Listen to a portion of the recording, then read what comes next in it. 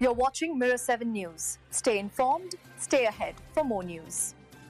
It was a night full of drama at Selhurst Park, and one that Crystal Palace fans will not forget in a hurry. Their team edged past fierce rivals Millwall in the Carabao Cup third round, but it took a penalty shootout and the heroics of debut goalkeeper Walter Benítez to get the job done. For much of the game, Palace looked like they would progress in more straightforward fashion. The breakthrough came in the 72nd minute when defender Chris Richards, alert inside the box, pounced on a loose ball after a corner routine and finished from close range.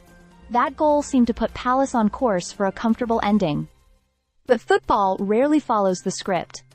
Milwall, who had worked tirelessly throughout, refused to go quietly. Just as stoppage time began, Ryan Leonard rose highest at a corner and directed a header into the bottom corner, stunning the home crowd. That late equalizer meant penalties were required, and the nerves were suddenly stretched across Selhurst Park. Palace might have avoided all of that if Jean-Philippe Mateta had converted a golden chance minutes earlier.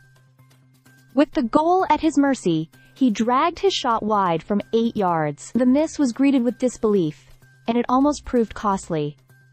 But fate had something different planned. In the shootout, Benítez, a summer signing from PSV making his first Palace appearance, stepped into the spotlight. He had spent the early part of the season as second choice behind Dean Henderson, but on this night he wrote his own story. Diving with precision and showing sharp reactions, he saved 2 Millwall efforts, first from Tristan Krama, and then from Idomo Emaku. His teammates, calm under pressure, converted all 4 of their spot kicks. The final tally was 4-2 in Palace's favor, sending them into the 4th round. The result extended Palace's unbeaten run to 16 games in all competitions.